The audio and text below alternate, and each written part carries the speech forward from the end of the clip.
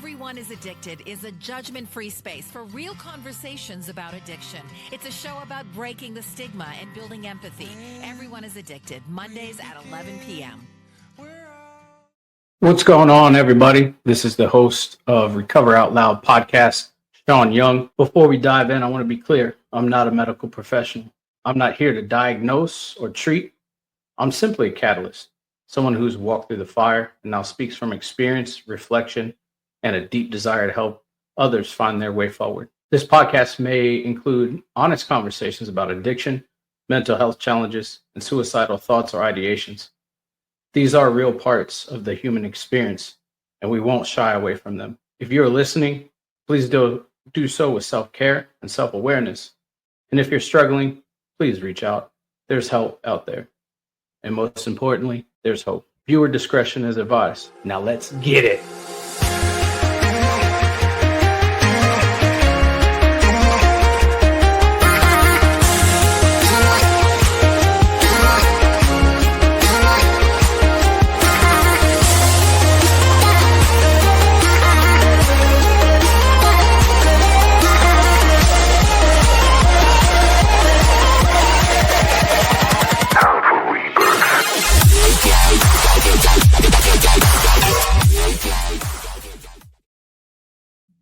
What's going on, everybody? Welcome to Recover Out Loud, episode 113.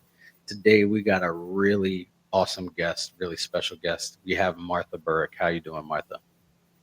I'm doing great. How about you, Sean? I can't complain. It's a Friday where we're recording, so it's always a good day when it's a Friday and nothing planned for the weekend. Great. Absolutely. So, Martha, would you like to give us a formal introduction of yourself? Yeah, let's start at the beginning. Mom loved my brother better. Let's just get that out of the way. In fact, I had two brothers, and she loved them both better than me. And if you have children, more than one, you're going to deal with that probably till the day you die. In fact, I was just on the treadmill with a woman. She's like 75, and she was talking about her 55-year-old daughter whining to her again. You always love my sister better. That blah. And why do I bring this up first? Because addicts and alcoholics, we will take any excuse possible to deflect blame from ourselves and put it on anybody, anything, anywhere. So, and I guess we might as well start with this too, Sean. I'm going to tell you things you don't want to hear.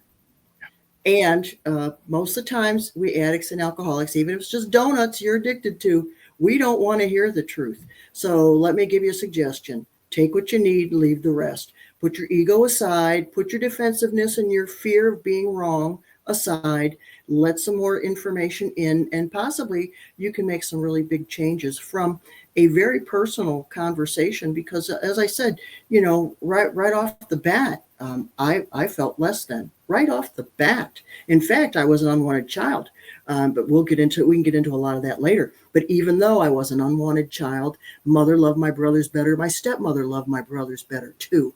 I'm telling you, I was discounted all the time.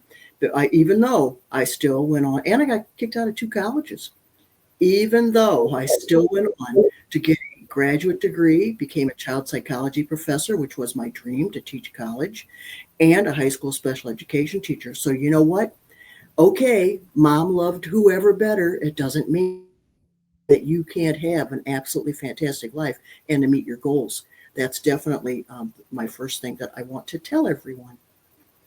Yeah, absolutely. I agree. I've definitely went through that too. It's kind of a weird parallel. My dad loved my brother more than me, and my sister says that my mom loves me more than her. So I mean, it's like a full circle kind of thing. So that's wild that you bring that up first. Yeah, and it's universal. I was having a talk with one of my brothers. We're going years back. I guess I was about 35 at the time. And we were having the argument, mom loved you better, mom loved you better. And I said to him, mom loved you better, she this for you and she that for you. He goes, that's not true. She loved you better. And then he gave his evidence. And for a moment, Sean, I actually thought to myself, gosh, maybe he's right. Maybe she did love us the same. Or, maybe we're both wrong. She did love us the same, but she loved us differently because we're different people. And then I thought, nah. It was too good an excuse. Too good an excuse. Yeah, and I feel like it's when we have these conversations with our siblings, like it's a matter of opinion, right? Because I've had that same conversation with my brother.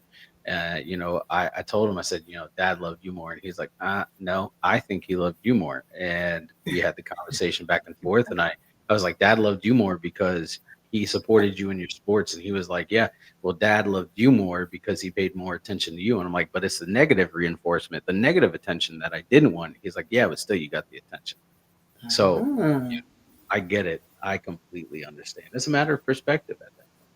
exactly. And you bring up another good point, Sean. Uh, whatever gets attention increases. So my guess is that your negative behavior or unwanted behaviors increased because that's how you got attention. Yeah. I don't know. Hmm. Yeah. Well, that's something for me to dive into. Thank you. uh, but anyways, Martha, before we get into your story and before we get into the heavier topics, how has your day been? Oh, it's been absolutely fabulous.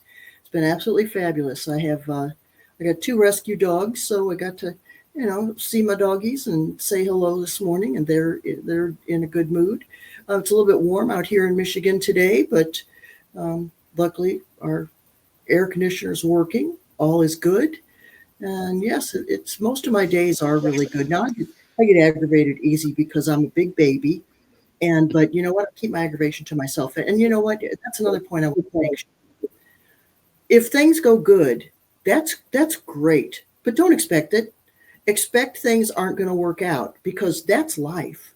Life is a constant struggle of challenges and opportunities to be patient, to understand, to learn something new. I don't appreciate those opportunities a lot of times.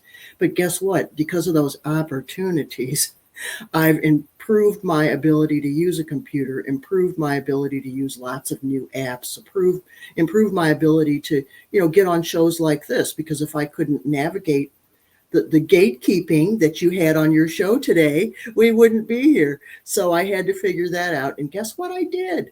So you know what? Every little rock and little hill we climb, and sometimes we climb mountains, they really do make us better people. But we have to grow up a little bit and realize that is life.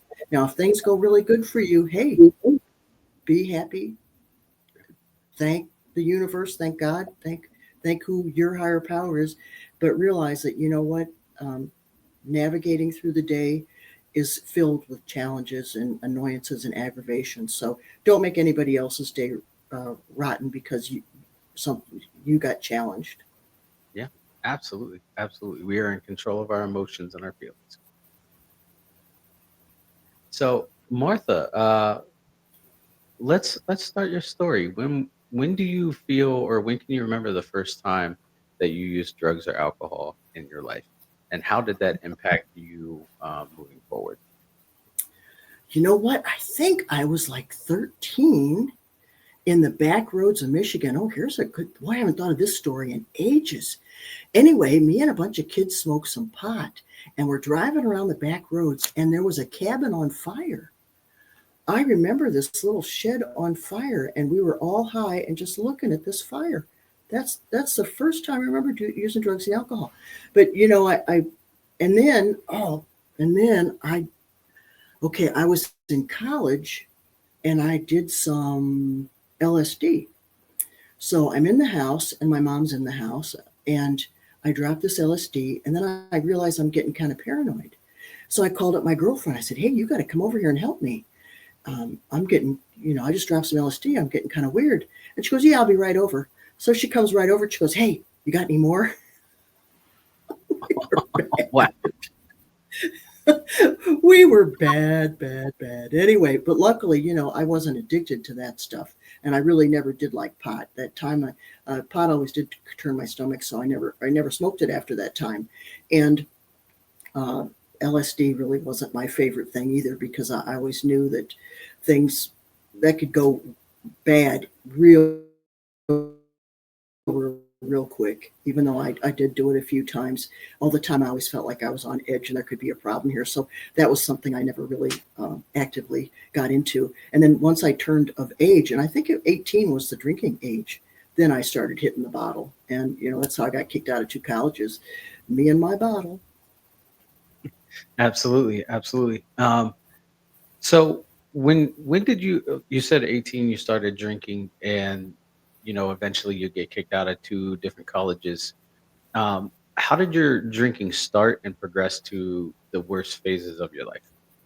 Well, let's see. It started, right off the bat. I knew at the beginning of my drinking that I drank different than anybody else. I knew I was an alcoholic because my dad was, and and I knew that I didn't drink the same way people did, and I knew that I could never just have one, and that's why, you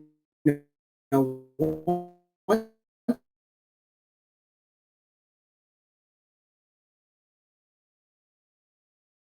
I got a little bit older,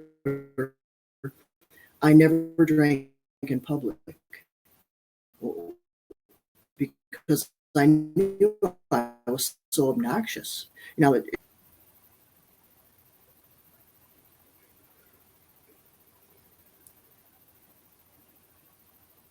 all righty. Looks like we both got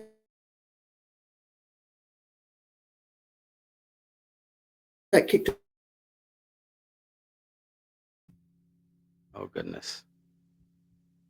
off for a minute. Yeah, yeah, we did. I can edit that part out. But yeah, so I heard the snippets about how you understood You that you back, did. Sean? Yep, yep, I'm here.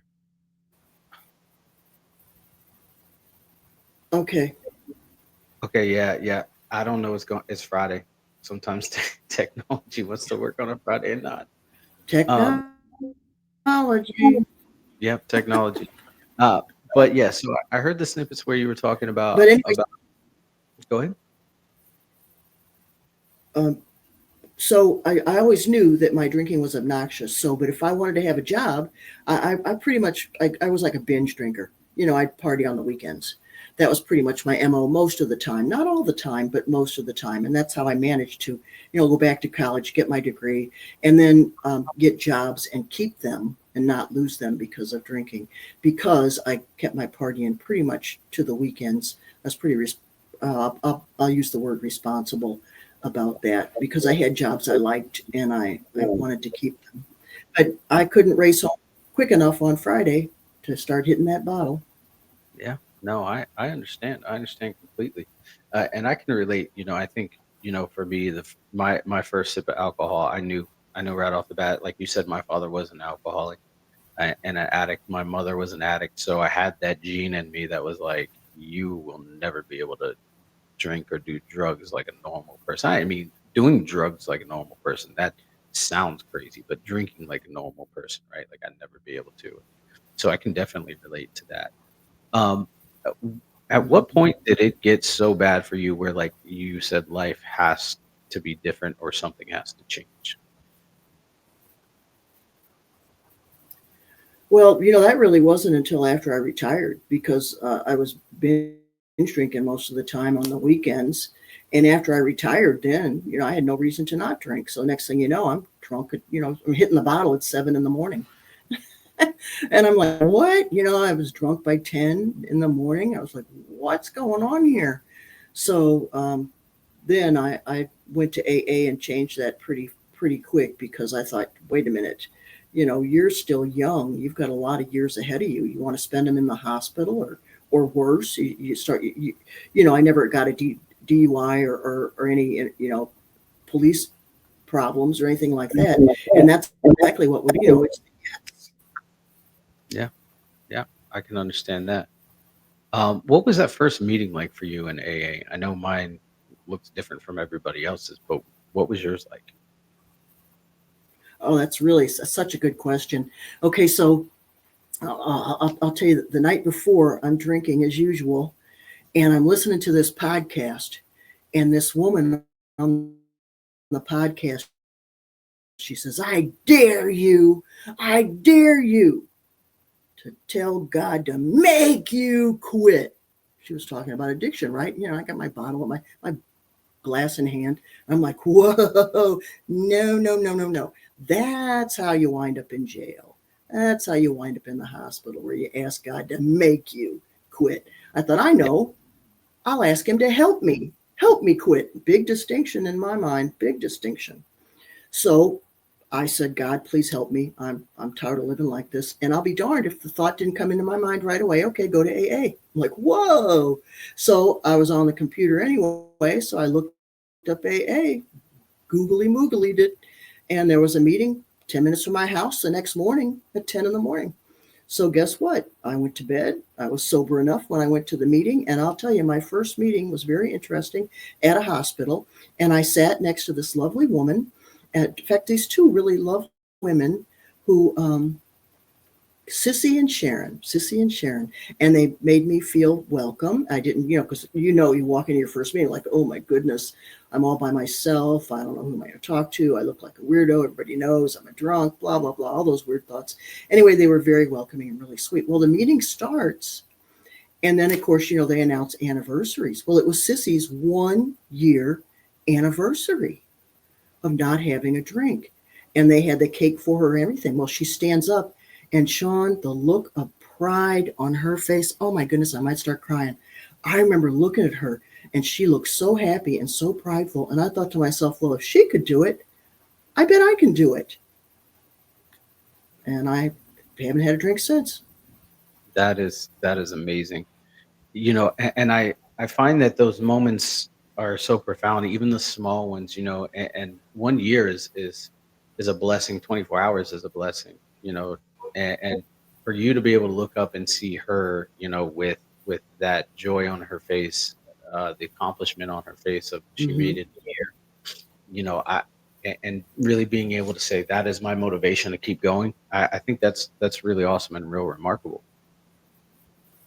Well, I got two stories around anniversaries. One, my brother has 30-something years of sobriety, and he tells the story of one day he called his sponsor. We're going back years, and he says, "Yeah, I'm going to be going to the meeting tonight." And the sponsor says, "Yeah, it's your anniversary." And he goes, "Yeah, I know." And he goes, "So go to the store and pick up your cake." And my brother says, "Wait a minute, it's my anniversary." He goes, "The anniversary is not for you. It's for the newcomer. You've been sober a while. Anniversaries aren't for us. They're for the newcomer to see it can be done," which is exactly what happens. And then my second anniversary story. So I was coming up to 1 year, many years ago, and this woman who's been in the program forever, 30-something years, I was telling her, I said, "Yeah, my anniversary is coming up real soon." She goes, "Boy, you better be careful." I said, "What are you talking about?" She goes, "Don't you know how many people relapse during their anniversary?" I said, "What?" She said, "Yes, they go out and celebrate, thinking that they're cured." Whoa, that was a real eye opener for me, Yeah, absolutely. I couldn't agree more. I've seen a lot of people hit those milestones, 1 year, 5 year, 10 year, and they do go right back out because they're like, "Oh, I'm good. I can have one." And it's like, you were in the program for a reason, right? Like you're in the rooms for a reason. And But see, that's John. That's part of the problem. See, they're in the program. They're in the program, but they're really on the outskirts of the program. Unless you work those steps and you try to change, you realize that you have got to become a different person. You have got to overcome your defects. You've got to stop being such a spoiled little baby. I'm a big 5-year-old. I'm a big spoiled baby. But at least now I know it, and I can recognize when that's coming out. Whereas before, it was always, well, if things don't go my way, it's your fault. And this person did that, and this person did this, and this happened to me because mom loved him better, and this happened to me because my boss, blah, blah, blah, just blah, blah, blah, blah, blah. And you can always tell someone in the program who's not working their program because they blame everybody else and they refuse to take responsibility. Because the bottom line is, no matter what somebody says to you, it's your reaction that makes the difference. And I'll give you an example. Go ahead. No, you're good. I was just. Did you want to say something? No, I'm just going with my beard. You're good. Okay, great. Let me give you. I'll give you an example. A really sad one. We had a gal in the program, and her thing was drugs and alcohol, but it was mainly drugs. And she had been coming around a couple of years. She was a young woman in her 30s, a lovely girl. Well, anyway, she got a job. And one day she came to the meeting and she was all mad because her boss was mad at her. And what had happened was she had taken a break. I think she was a nurse's assistant or something. Anyway, she was taking a break and it wasn't authorized. And so the boss said, you aren't supposed to be here right now. You need to be on the floor working. And, this girl, of course, was very defensive. And, well, I've been working all day, blah, blah, blah. And she got herself all so upset, she quit. She quit the job because she's such a big baby. She thinks that if she wants something, that she has a right, no matter how it affects anybody else. Well, it wasn't a year later. She was dead from an overdose of drugs. See, and what's the connection? If we don't get over this idea that somehow things happen to us because of other people and what they do and what they say, we give ourselves excuses to overeat, drink, do drugs, to do things that we shouldn't.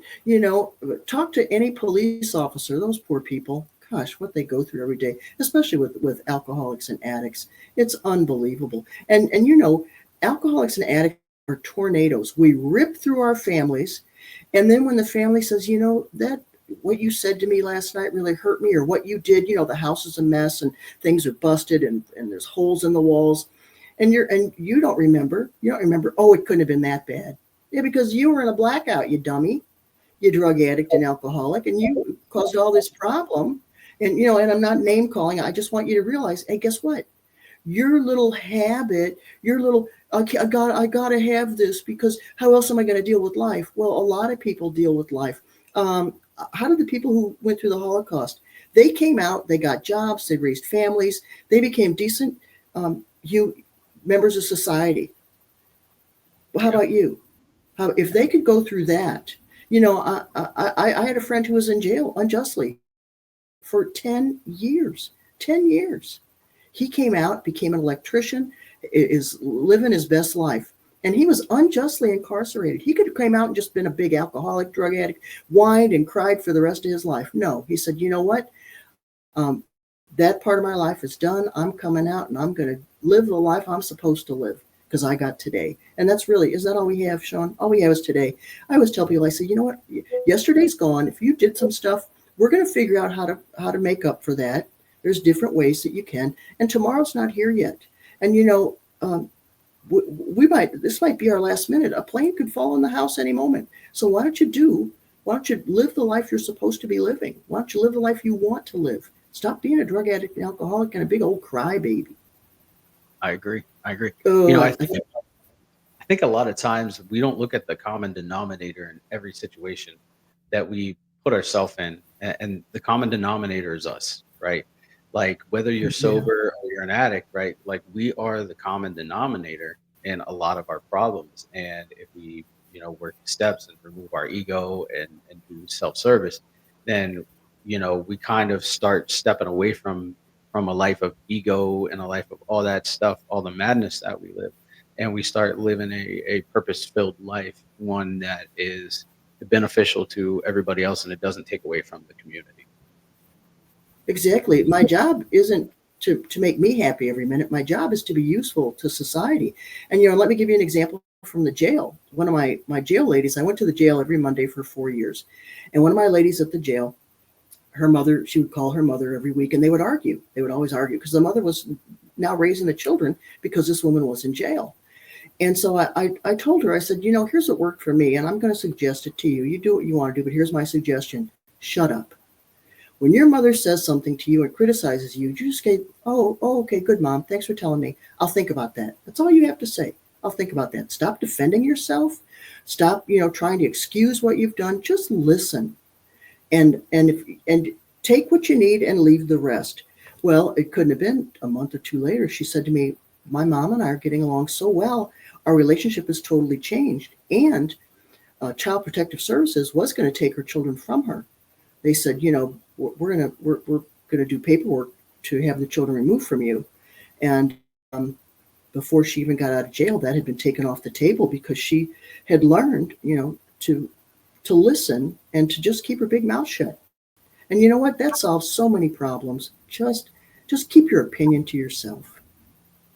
Absolutely. I think a lot of time people get in these so like super defensive positions where they feel they have to defend themselves. But I mean, that is your opinion. That is one opinion out of millions of opinions and millions of ways that you can handle it. And if, like you said, if you just shut up sometimes and listen, the message is hidden in the context of what's going on. Mm-hmm. Mm-hmm. And and please tell me, you're in treatment. Okay, this happens a lot. I go to the treatment center every Wednesday, and and talk with the addicts and alcoholics during an AA meeting. And it so often there'll be someone there who's got 3 days of sobriety, and they're trying to tell everybody how to live. Please, Yeah. It's time for you to be quiet. And also, and last night, I was at a meeting last night, my brother's got 30, 36, 37 years of sobriety. He goes to a meeting every day. I've got more than 7 years, and I go to a meeting almost every day because, partly for me, because I need that reinforcement, but also to be there to help others. But what, something I mention a lot is when you go to meetings, once you kind of get the fog lifted, start looking around at who's got a lot of time and ask people how long you've been sober. Don't go to meetings with a bunch of newcomers, because that's not going to benefit you. You need to be around people who have a lot of sobriety, who can help you and pull you up. Because if you hang around, what's that thing? The 5 people you hang around with, birds of a feather flock together. So a whole bunch of newbies all hanging around together with nobody to guide them. It's kind of like the Boy Scouts. The whole thing in the Boy Scouts is the Boy Scout leader has the experience, the strength, and the know-how to help the kids. Otherwise, it's anarchy. It's a passel of idiots leading idiots. Yeah, I agree. I agree wholeheartedly. Everything you're saying blows my mind, because I don't hear that honest truth too much on here. And you're absolutely correct.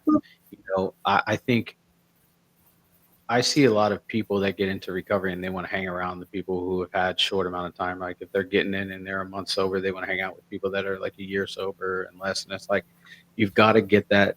You've got to have that sponsor that has multiple years, double digits in there, because they have the experience. Life doesn't stop when we get sober. It gets harder because we're learning how to manage our emotions, our feelings, and everything like that around sobriety without a substance. And so those people with double digits numbers have the experience in life. They've probably gone through court cases. They've probably gone through death. They've probably gone through births, right? Like, so being around those people that have that time and that experience under the belt will be able to give you a better understanding of, like, I'm not in this alone. Exactly. And let me tell you another story. Okay, so I'm at an AA meeting a few years ago, and there was a guy who had 9 months sobriety, and he's telling us a story. Well, let me go back a little bit. Last night, the meeting I was at last night, over 300 years of sobriety, sitting around a table of maybe 15 people, over 300 years of sobriety. Those are the kind of meetings you want to go to. Anyway, so I'm at this meeting. There's this guy's got 9 months of sobriety, and he was talking about his family. He said, well, there was a wedding, and I wanted to go to it. And my family said, are you sure? Because I guess he would make a real fool of himself at weddings, especially, I guess around all those people. And they said, oh, Dad, the wife and the kids, oh, Dad, oh, are you sure you're ready? Oh, and he came to the meeting and he said, I just don't understand. When are they going to trust me? I've been sober 9 months. You almost want to laugh. One guy said, I got 20 years. Whenever I say I'm going to Taco Bell, my wife still gets upset. Because that used to be what I would do, 20 years ago. I go, I'm going to Taco Bell, and then I wouldn't come home for 3 days. Yeah, we're tornadoes, as I've already said. We go through lives, destroy things, and then we're like, huh? What are you so upset about? Well, why don't you trust me? Really? Yeah, we want that instant gratification of, oh, I'm sober for 3 or 4 days. Trust me. Well, how many times I know personal experience, like I've had stints where I've been a dry drunk for months, almost years at a time, and nobody trusted me at that point because I was not working a program. But the moment that I stepped into recovery, I'm like, look at me, I'm so much different. No, I'm not different. Look, I'm almost 6 years sober now, and I know for a fact that I have changed, but I know that in any given moment I can revert back to that person I used to be. Right. So, and it's all about it's all about, you know, Oh, approaching yeah, a because situation, understanding that like, shit, I'm still imperfect. yes, you're right, Sean, because that big baby is always with us. You know, it's always with us. That's why we constantly have to work on our character defects. And, you know, and step 10 is continue to take personal inventory. And when we were wrong, promptly admitted it.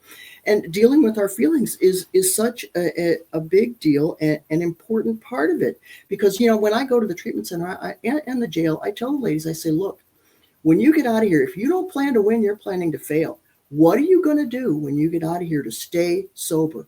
What's your plan? What are you going to do when you're bored? What are you going to do when the dog craps on the floor or throws up? What are you going to do when the kids won't do what you tell them to do? What are you going to do when you lose a job? What are you going to do when you're bored? What are you going to do when you're tired? What are you going to do when you're aggravated and you're washing the dishes and you told somebody else to do it? What are you going to do when you tell your kid for the 20th time to take the garbage out and he still hasn't done it? Those are all the times you used to drink and have a little pity party.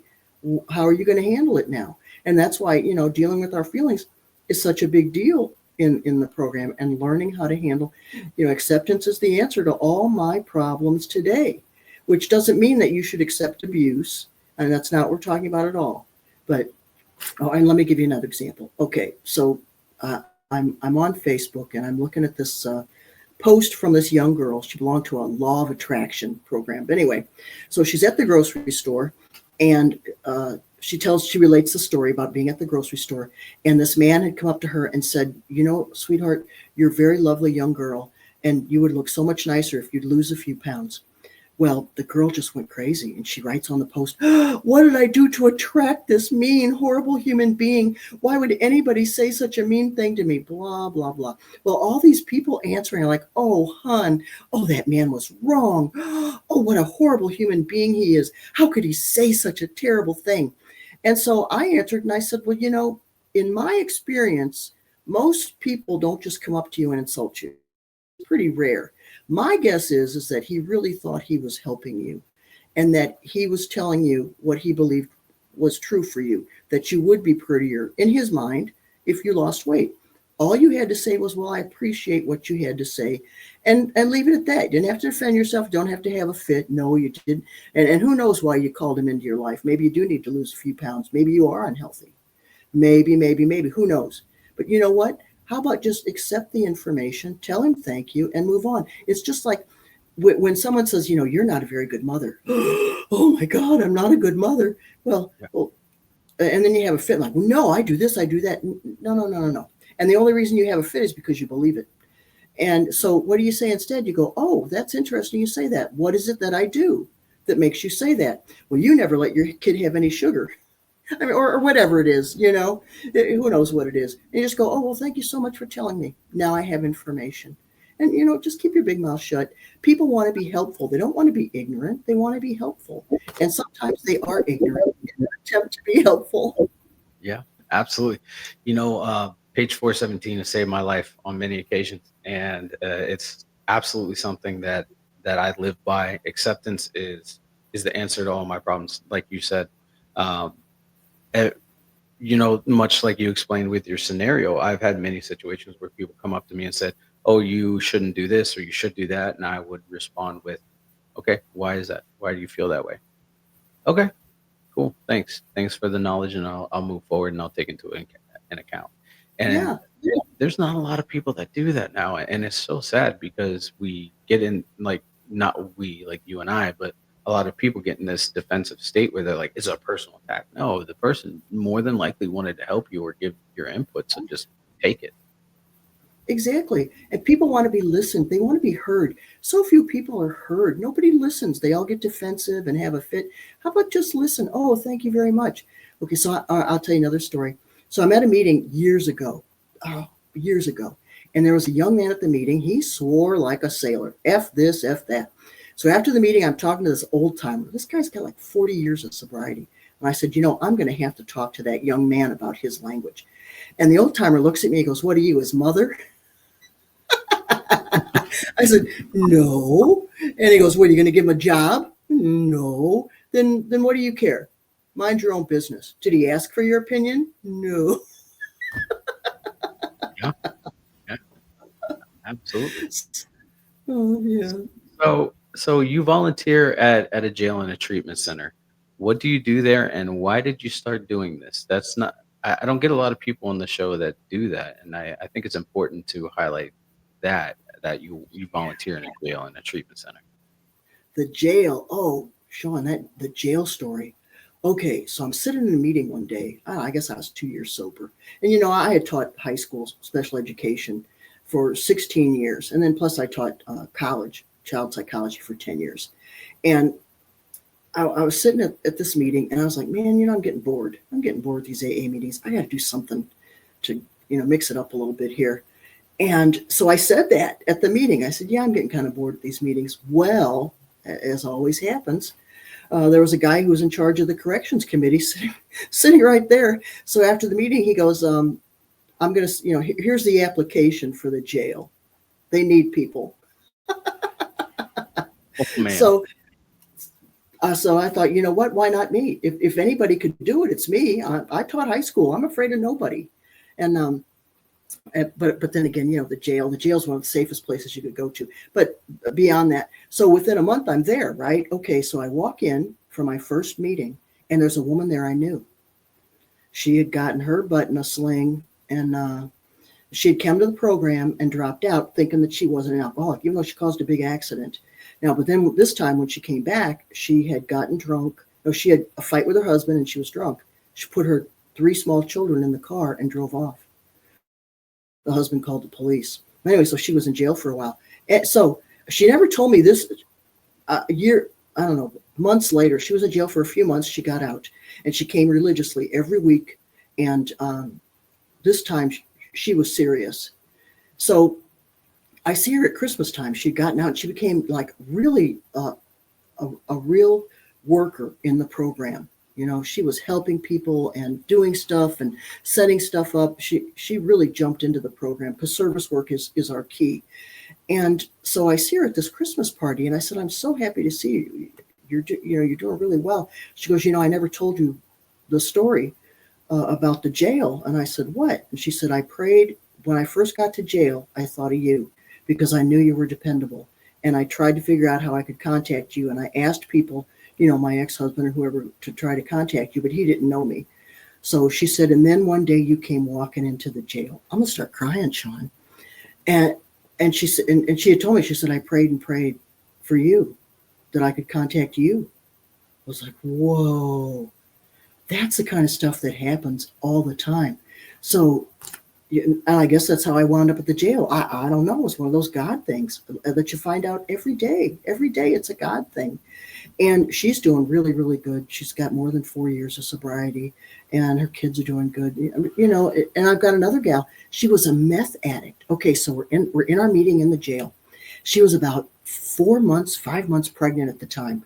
Now, as soon as she found out she was pregnant, she stopped doing meth. But then, you know how the jail sometimes is slow. All right, so she's in there with her mother-in-law, for God's sake. But anyway, that's another story. So we're all at the meeting, and we're talking about, wow, when that baby gets here, you're going to be really busy. You're going to be so busy. And she goes, yeah, that's why I'm going to have to go back on meth. I could laugh about it now, but I remember, oh gosh, that's how crazy we are. We're such crazy addicts. But luckily the other ladies at the jail were had some sense, and they talked her out of that. But anyway, so when she got out of jail, it was just before the baby was born. I think she was 9 months pregnant. She got out of jail. Just before she got out of jail, her mother died. So she gets out of jail. We go to that funeral. And then 2 weeks later, her father, who was a drug addict, died. And that was after the baby was born. Her dad died. She stayed sober. She stayed without drugs. And now I think she's got 2 or 3 years now. She's going to be having her second baby, and she's an absolutely phenomenal mother, a phenomenal mother. She posts on social media all the time. So you know what? Never say never. Yeah. If you want it, you can do it. Absolutely. I agree. You were talking about one of those, about the funny twisted thoughts that we have. I interviewed a guy not too long ago. He's a guy that I looked up to he's a professional wrestler. I love wrestling, and I got a chance to interview him. And his drug of choice was alcohol and cocaine. And I asked him, I said, tell me your story, surrounding cocaine. And he told me. And then the one thing that he said that made me really, really laugh, he was like, I hated cocaine, but I loved the way it smelled. And I lost it. Because, like, you just don't hear it. And that's our twisted sense of humor that we have. But, yeah. Mm-hmm. My favorite wrestler was Ric Flair. My husband, God rest his soul. Ric Flair used to always, my husband used to tell my son when he was a baby, Tony would say, your mom would leave me for Ric Flair. That was like our little joke. Yeah, Flair. Oh, gosh. Yeah. Yeah, Ric Flair, he's the man. And as of right now, today, where we sit, Hulk Hogan died yesterday. So that's pretty sad. But anyways, so moving on, how did you start working in the treatment center? Because that has to be a different story as well. Well, it's right by my house. And, it's interesting. I go there for the AA meeting, but it's right by, it's I don't know, 10 minutes from my house. And somebody said at a meeting, we need people to come in there. There's nobody there. It's a blind leading the blind at those meetings. And so when I go, because, we have a big AA meeting, and then they all separate into groups of 10.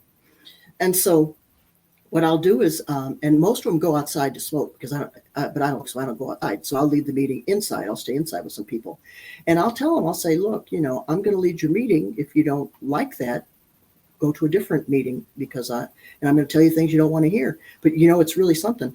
Everybody sits there and they're so thankful somebody is honest. And I tell them, I say, take what you need and leave the rest. You're alcoholics just like me, big babies. And I tell them how I'm a big baby. I get all mad. The dogs got me up at 3 a.m. Okay, what am I, the toilet attendant? It always gets me. There's 2 other people in this house. And they come knock door, and they knock at my door. And but this time it was both of them, 3 a.m. But you know what that means? It means they trust me and they love me. Yeah, very much so. Very much so. Being in the program, for the length of time that you have, what is your biggest takeaway so far from AA or anything that you've been doing? Never quit. There's a saying, don't quit 5 minutes before the miracle. You don't know when the miracle is going to happen. Do not quit. There's a woman who has done so much for addicts and alcoholics. She was in treatment 33 times, and hers was drugs. But when she finally got it together, and she's only been sober 4 years, she has totally changed her life and the lives of thousands and thousands of people. Do not quit. A friend of mine, he told me he was in treatment 50 times. 50 times. And you understand that whole thing about treatment. A lot of times people just send you there because they don't know what else to do with you. Or you go to get your butt out of a sling. The cops tell you got to go or you're going to jail.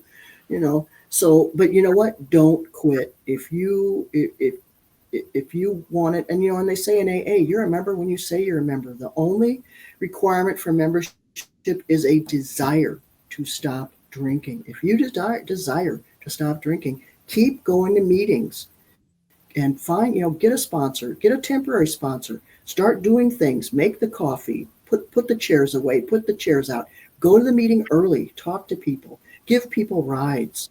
Be useful. That's the number one way to stop being depressed and stuck in that bondage of self. I'll tell you, you want to hear my bondage of self story?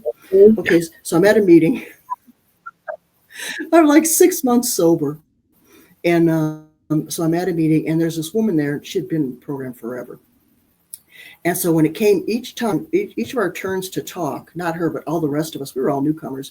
We're all whining. This at work, and me, I was crying because I had to take the dog out at midnight with 4 inches of snow on the ground because he was a puppy, and you had to take him out every 2 hours to potty, whatever. And I was whining. And then this old timer, she goes, "You all suffer from the bondage of self." I didn't even know what she was talking about, Sean. I had never heard of that, but that was my entire life, trapped in Martha. trapped in thinking that things have to go right for me all the time or I can't handle it. Just totally delusional thinking. Who believes that things always have to go their way? Crazy people, addicts.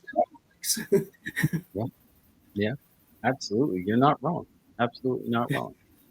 So before we shut down the show, I love to ask all my guests this. I find this one of the most important and key parts of my recovery. What are three things you are grateful for today, Martha? Oh, number one, I have a roof over my head. Okay, let's start there. Two, my family. My family's in good health. I'm very, very, very blessed. My son, my brother, we're both in good health. My animals, and AA. I am very grateful for AA and the people in the program that are going. I've been very, very, very fortunate to find AA and to grow up. I grew up in AA. Took me from being a big little baby, little toddler, having my little tantrums, to wait a minute, an old woman having that's not going exactly. It helped me grow up a little bit. Yeah, absolutely. You wrote a book, no? Yeah, yeah. Yeah. Let's talk about that book real quick.